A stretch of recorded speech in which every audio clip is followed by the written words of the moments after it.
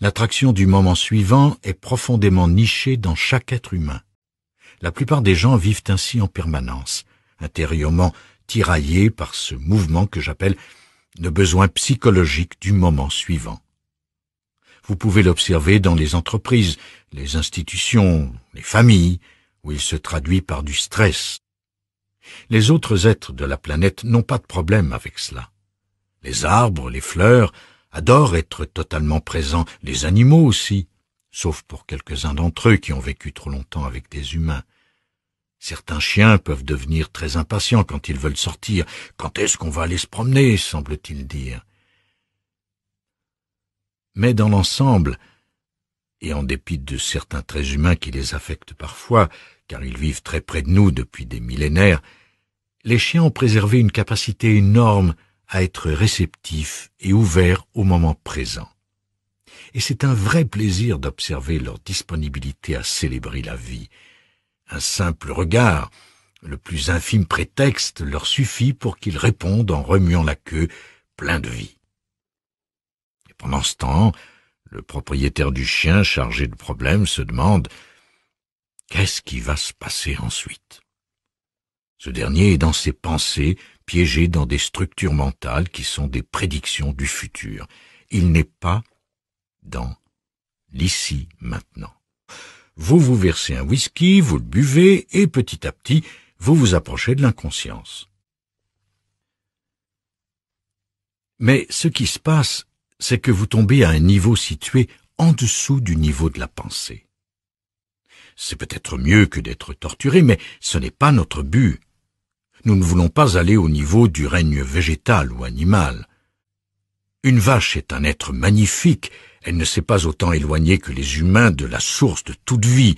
Elle est plus profondément, plus intimement connectée à la source, comme chaque animal, chaque arbre, chaque fleur. Mais le destin des humains est de s'élever au-delà de la pensée. Personne n'a jamais rencontré le futur parce qu'il n'existe pas. Et pourtant, les humains vivent comme s'il était plus important que le présent. Les psychologues, qui, à quelques exceptions près, ne sont pas nécessairement intéressés par l'aspect spirituel des choses, ont découvert qu'environ 98% de l'activité de la pensée humaine est totalement répétitive. Vous êtes forcé de ressasser les mêmes vieilles pensées encore et encore, à tel point qu'elles deviennent vous. Et elles deviennent le filtre à travers lequel vous percevez la réalité, à travers lequel vous jugez et vous interprétez le monde qui vous entoure, les autres personnes, les événements, tout ce qui se passe. Il n'y a rien de mauvais dans les pensées ou les émotions comme telles, mais quand elles se transforment en un soi, une identité, un moi, la vie devient très problématique. Et ainsi, les humains sont condamnés à vivre de cette façon, un sens de soi qui n'est jamais suffisant, qui se sent mal à l'aise et a besoin de plus, qui se compare continuellement aux autres et dit « Ils ont plus, moi aussi je veux plus ». Ou bien « Est-ce qu'il est physiquement plus fort que moi ? Est-ce qu'il a davantage de possessions, de connaissances ? Qui est plus important, moi ou lui ? Si je voulais devenir un grand pianiste, même à mon âge, et quoi qu'en disent les experts, ce serait encore possible. Mais est-ce que cela me rendrait heureux ? Non. Et même si j'étais le plus grand, il viendrait un temps où je ne le serais plus, et mon sens de moi en souffrirait. Alors, devenir un grand pianiste me rendrait heureux et me comblerait pour un temps, et ensuite la même chose provoquerait le contraire. Ceci ne signifie pas que vous ne devez pas le faire. Au contraire, faites-le, car c'est un jeu. Vous voulez une grande maison ? Allez-y, procurez-vous-la. Il n'y a pas de mal à avoir de grandes maisons, elles sont très bien. Vous pouvez vous y asseoir, vous y déplacer, mais en réalité, ce n'est vraiment pas grand-chose. Un magazine a écrit « Soudain, Eckhart Tolle a émergé de l'obscurité la plus totale. »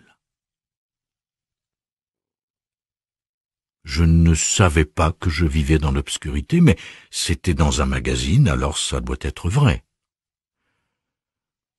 Ensuite, Après avoir vécu dans l'obscurité, j'ai eu un petit échantillon de ce que c'est que d'être célèbre. Mais ce n'est pas une grande affaire. Mais sur le plan extérieur, être célèbre est totalement dénué de sens. Les gens vous reconnaissent, mais ce n'est plus très intéressant si vous êtes assis au restaurant et que vous entendez « Mais qu'est-ce qu'il mange ?» Ou encore « Vous buvez du café ? Vous qui avez écrit un livre de spiritualité, vous ne devriez pas. » Ne vous mettez pas en quête de vous-même dans la célébrité, la reconnaissance, la possession, dans une relation, dans une expérience, ni même dans le savoir. Quand j'étais à l'université, je n'avais pas beaucoup d'argent, je n'étais pas très beau, mon corps physique n'était pas fort. Que me restait-il? Le savoir. Au bout de quelques années, j'avais lu suffisamment de livres et j'en savais plus que la plupart des gens. Je pouvais dire aux autres « Ah non, ce n'est pas du tout cela, vous vous trompez complètement. » Mais je ressentais aussi un malaise constant, car il y avait les autres, les vieux professeurs qui en savaient bien plus. Être en position d'avoir raison, de prouver que quelqu'un a tort, est extrêmement satisfaisant. Ce besoin d'affirmer son soi en ayant raison a des conséquences énormes dans les relations, notamment entre conjoints. Chaque fois que vous avez raison, vous imaginez que votre sens de soi a grandi, et c'est effectivement ce que l'on ressent. Vous venez de triompher dans une discussion avec quelqu'un et vous êtes gonflé à bloc. Ce schéma mental inconscient est aussi un schéma collectif. Vous pouvez avoir des nations entières qui sont à la recherche de leurs ennemis, ou toute une religion en quête de ceux qui ne croient pas, parce que le sens de soi est renforcé lorsqu'on dit « Ils ont tort, nous avons raison ». Tout le monde peut détecter ces mouvements à l'intérieur de soi, mais il y a des personnes qui en sont totalement possédées. Le schéma du mental conditionné réclame cette séparation rigide entre moi et les autres. Nous et eux. Et pour que cette barrière interne, ce sentiment intérieur de séparation reste en place, il me faut maintenir régulièrement le conflit. Les physiciens qui ont poussé leurs recherches au-delà de l'apparence superficielle des choses ont découvert que l'univers tout entier est interconnecté. Ce qui semble être une séparation entre différentes choses, en fin de compte, n'existe pas. Les bouddhistes l'ont toujours su. Depuis 2600 ans, ils parlent de l'interdépendance de toutes choses. Reprenons un exemple simple, celui de l'embouteillage qui fait partie de l'expérience de la plupart des gens. Vous pouvez voir comment vous vous plaignez intérieurement, voir ce mouvement mental et constater que vous êtes en train de vous battre contre ce qui est. Et la pire chose que le mental vous dira est que vous ne sortirez jamais de ce moment si vous l'acceptez, ce terrible moment. Vous y serez coincé à jamais. Vous n'êtes pas votre histoire personnelle. Peu importe ce qui s'est passé dans votre histoire, c'est cela qui vous a amené jusqu'à ce moment. Il vous fallait avoir suffisamment souffert pour avoir fait le choix d'écouter cet enregistrement. Moi-même, si je n'avais pas souffert, si je n'avais pas vécu un cauchemar pendant des années, je ne vous parlerais pas comme je le fais. Mais cette horrible façon de vivre en pensant que chaque moment est mauvais a produit suffisamment de souffrance pour soudain déclencher l'éveil. Au-delà de tout ceci, il y a quelque chose qui ne vous quitte jamais, qu'il est presque impossible de mettre en parole parce que cela dépasse tout ce que le langage peut vraiment décrire. C'est quelque chose qu'il vous faut sentir. Peu importe ce qui s'est passé dans votre vie, c'était toujours maintenant. Nous pensions que le moment présent est ce qui se passe, mais ce qui se passe n'est pas le maintenant. C'est ce qui se passe dans le champ du maintenant.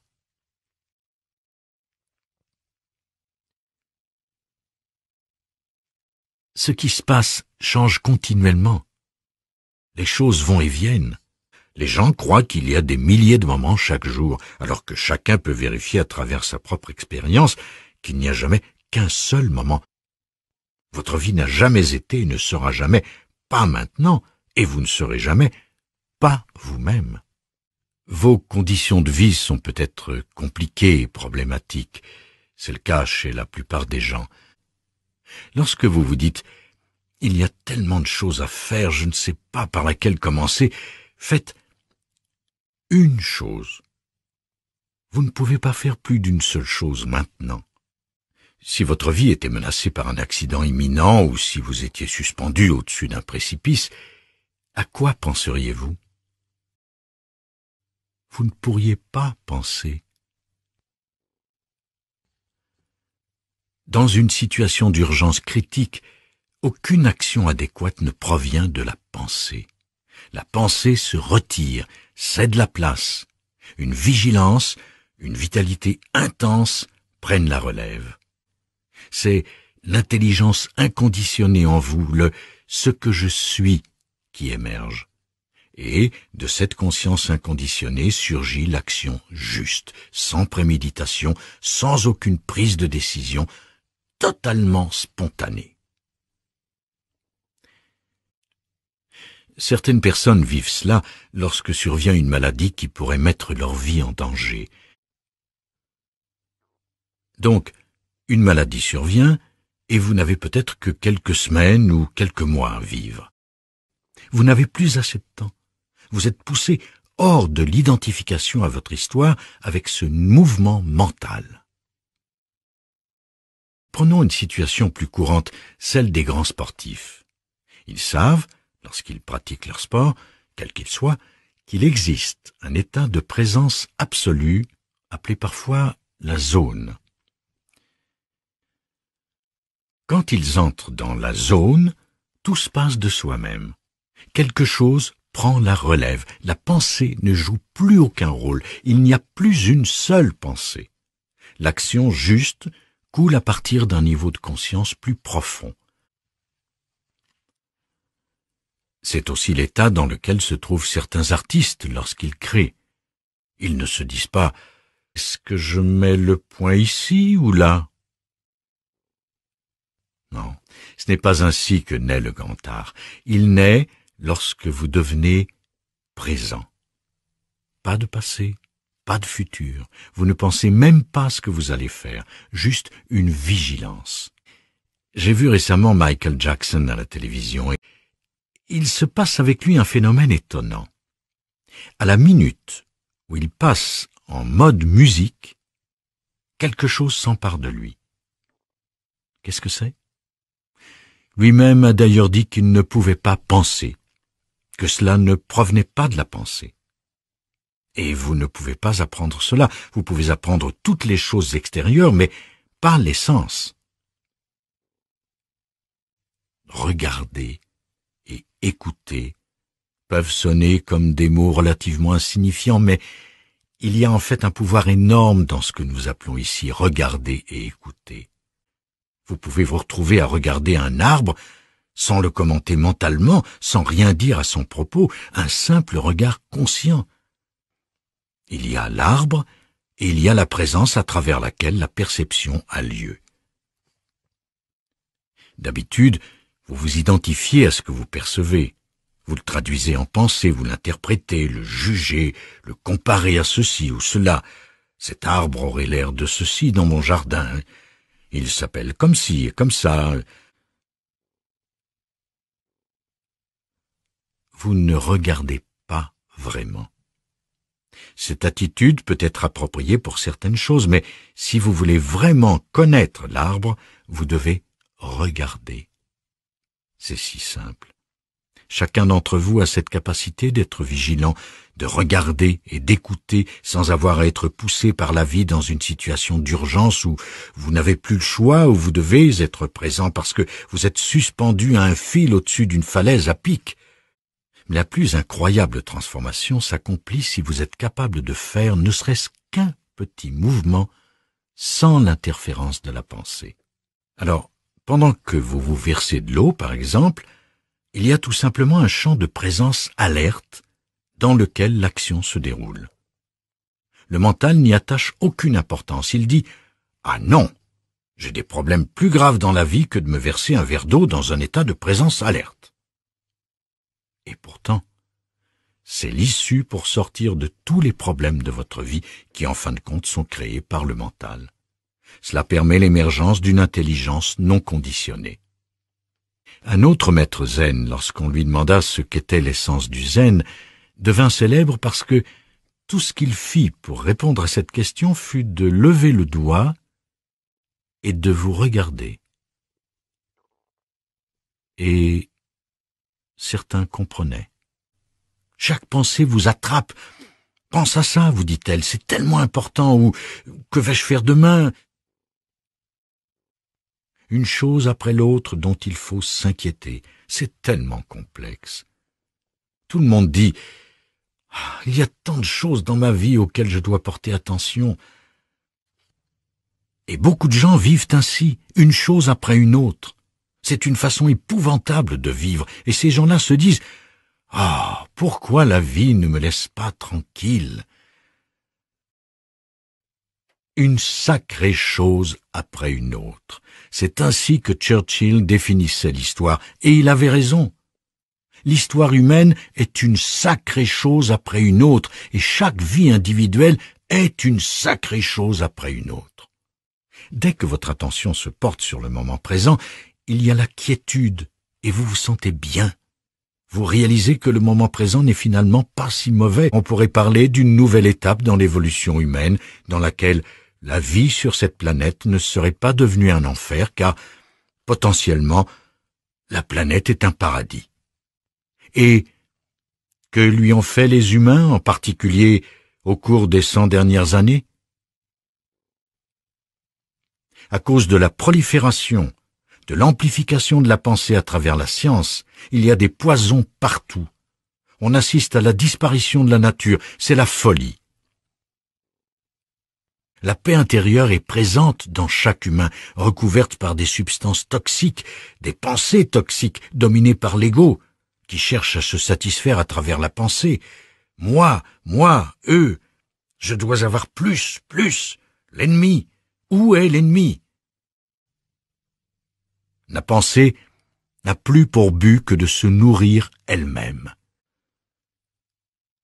Et ce qui se passe n'est que l'expression extérieure de ce que chaque être humain a fait à l'intérieur.